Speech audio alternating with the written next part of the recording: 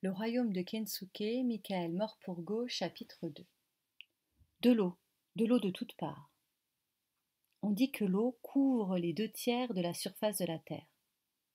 C'est vraiment l'impression que l'on a quand on est en mer, et la sensation aussi. Eau de mer, eau de pluie, tout est mouillé. La plupart du temps, j'étais trempée jusqu'aux os. J'avais tout l'équipement nécessaire. Le skipper y veillait soigneusement. Mais l'humidité transperçait tout. Dans la cabine aussi.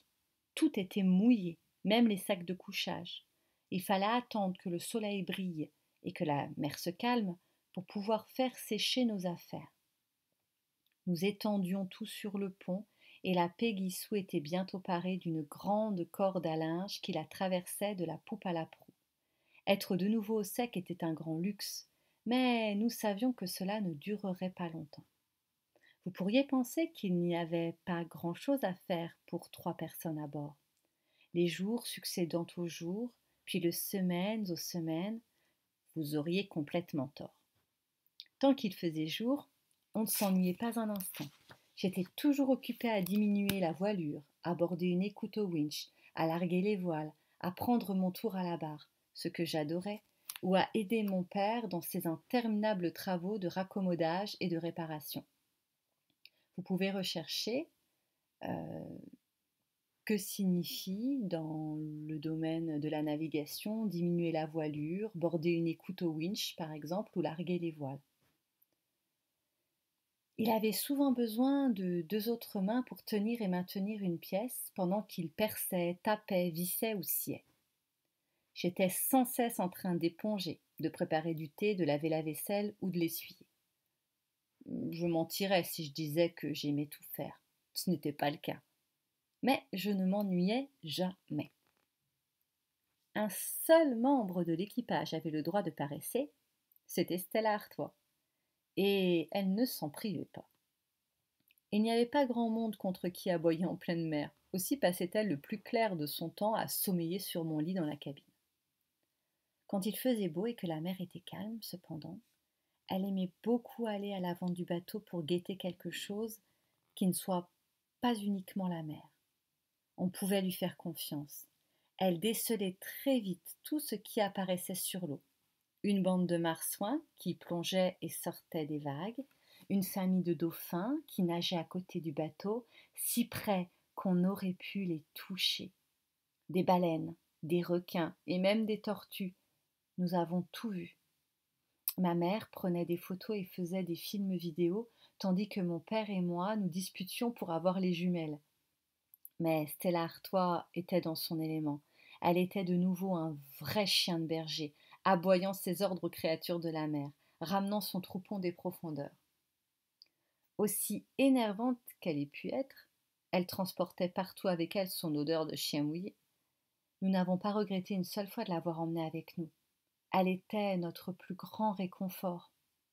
Quand l'océan était agité et nous secouait, ma mère avait l'impression qu'elle allait mourir de mal de mer. Blanche comme un linge, elle s'asseyait alors dans la cabine, prenait Stella sur ses genoux et elles se blottissaient l'une contre l'autre. Quand j'étais terrifiée par une mer déchaînée et le hurlement des vagues, et le hurlement du vent, je me recroquevillais sur ma couchette avec Stella et enfouissais ma tête dans son cou, la serrant fort contre moi. Dans ces moments-là, je ne pense pas qu'ils aient été très fréquents, mais ils m'ont beaucoup marqué. Je gardais toujours le ballon d'Eddie près de moi. Ce ballon de football était devenu une sorte de talisman pour moi, un fétiche qui semblait vraiment porter bonheur. Un fétiche, c'est un objet magique. Chaque tempête soufflait si fort qu'elle finissait par se séparer elle-même et nous nous retrouvions toujours là, toujours vivants, toujours à flot. J'avais espéré que mes parents oublieraient complètement mon travail scolaire. Et au début, j'eus l'impression qu'en effet, ils l'avaient oublié. Cependant, après avoir essuyé quelques tempêtes, et après une courte période d'adaptation, ils me firent asseoir pour m'apprendre la mauvaise nouvelle. Que cela me plaise ou pas, il fallait que je suive mon programme. Ma mère se montra intraitable. Je m'aperçus très vite que tout recours à mon père était vain. Était vain, c'est-à-dire ne servira à rien. Il se contentait de hausser les épaules en disant: «C'est ta mère qui commande, c'est le skipper», et je ne pouvais rien rétorquer. Au moins, à la maison, c'était simplement ma mère et je pouvais discuter avec elle. Mais sur le Péguissou, sur la Péguissou, je n'en avais plus le droit. C'était une conspiration. À eux deux, ils m'avaient préparé tout un programme de travail. Une conspiration, c'est-à-dire un complot. Il fallait que j'avale des livres de maths. Mon père m'aiderait si je calais, m'avait-il dit. Calais, c'est-à-dire avoir une difficulté. Pour l'histoire et la géographie, je devais trouver et noter tout ce que je pouvais sur chaque pays que nous visitions tout au long du voyage. Pour les études sur l'environnement et sur l'art, je devais prendre des notes et dessiner tous les oiseaux que nous voyions, tous les êtres et toutes les plantes que nous rencontrions. Ma mère insista aussi pour m'enseigner la navigation. Bill le Mataf m'a appris, me dit-elle, et maintenant c'est à mon tour de t'apprendre. Ce ne sont pas des choses que l'on met dans un curriculum, mais qui sait, ça pourrait te servir un jour. Elle m'a appris à utiliser le sextant, à faire des relèvements au compas, à tracer une route sur la carte. Alors, recherchez également de votre côté ce qu'est un sextant, en quoi consistent les relèvements au compas. Je devais marquer dans le journal de bord à quelle longitude et quelle latitude nous nous trouvions tous les matins et tous les soirs sans me tromper. De la même façon, longitude et latitude sont des mots que vous avez sûrement rencontrés en géographie. Vérifiez également leur signification. Je pense que je n'avais pas vraiment remarqué les étoiles auparavant. Désormais, quand j'étais de quart dans le cockpit, la nuit, en pilotage automatique et que les autres dormaient en bas, les étoiles étaient mon unique compagnie.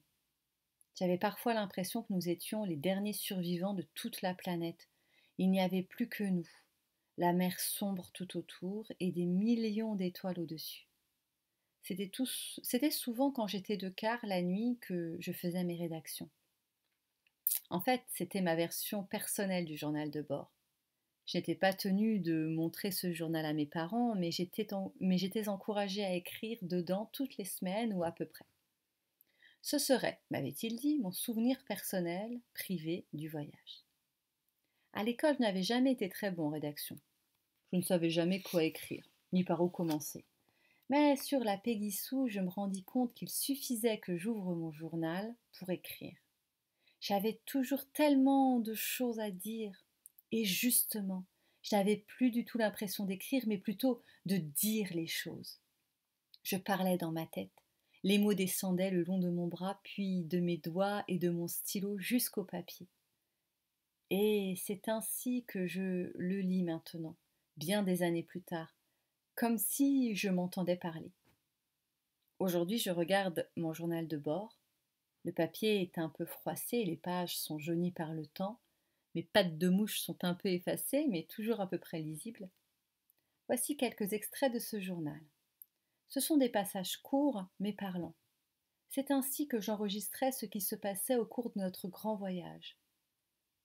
C'est ce que ressentait un garçon de 11 ans, tandis que nous voguions sur les vastes océans du monde à bord de la Péguissou.